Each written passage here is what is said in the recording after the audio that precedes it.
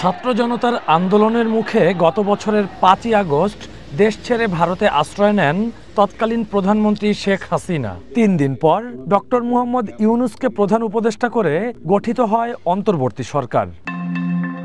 গত বছরের ডিসেম্বরে এই অন্তর্বর্তী সরকারের শপথের বৈধতা চ্যালেঞ্জ করে হাইকোর্টে রিট করেন সিনিয়র আইনজীবী মহসিন রশিদ। রিটকারী আইনজীবীর যুক্তি, ৫ আগস্টের গণঅভ্যুত্থানের সময় তৎকালীন প্রধান বিচারপতি সহ আপিল বিভাগের বিচারপতিরা নিরাপত্তার কারণে ক্যান্টনমেন্টে আশ্রয় নেন। তাই সংবিধানের ১০৬ অনুচ্ছেদ অনুযায়ী রাষ্ট্রপতির রেফারেন্সে সরকার গঠনের বিষয়ে মতামত দেওয়ার পরিস্থিতি ছিল না। তার দাবি, সেই প্রেক্ষাপটে অন্তর্বর্তী সরকারের শপথ ও গঠনে আইনগত ত্রুটি ছিল।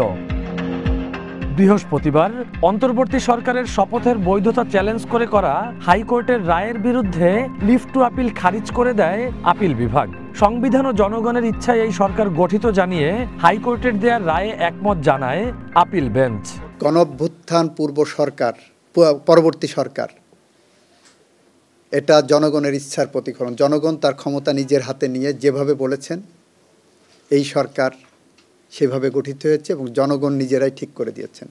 এর সাথে 106 এগুলো মিলবে না।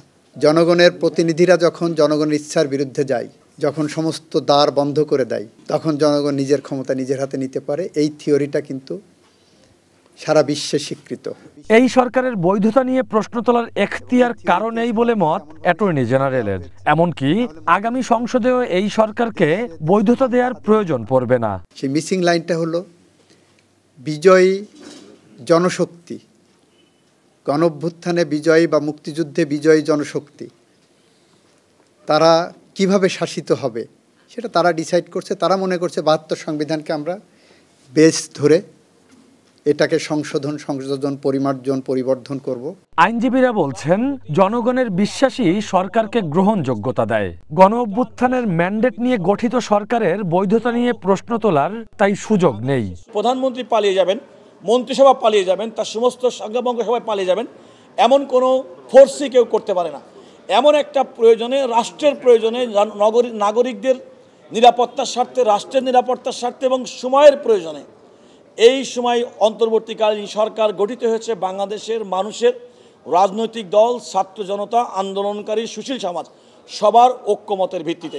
এই সরকার যে কর্মকাণ্ড পরিচালনা করছে তা মূলত জনগণের সার্বভৌম ক্ষমতার বহিঃপ্রকাশ হিসেবেই কর্মকাণ্ড পরিচালনা করছে।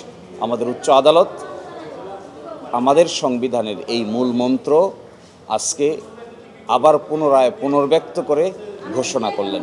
আইনজীবীরা আরো বলছেন, এই রায়ের মধ্য দিয়ে চূড়ান্তভাবে রাজনীতির মাঠে থাকা বিতর্ক, বিশেষ করে অন্তর্বর্তী সরকার নিয়ে আওয়ামী লীগের আপত্তি বা বৈধতার ইতি টানল আপিল বিভাগ। আমাদের সংবিধান কার্যকর কি কার্যকর না, সেক্ষেত্রে আমি আদালতকে বলেছি। Rakibul Rahat, one news, Dhaka.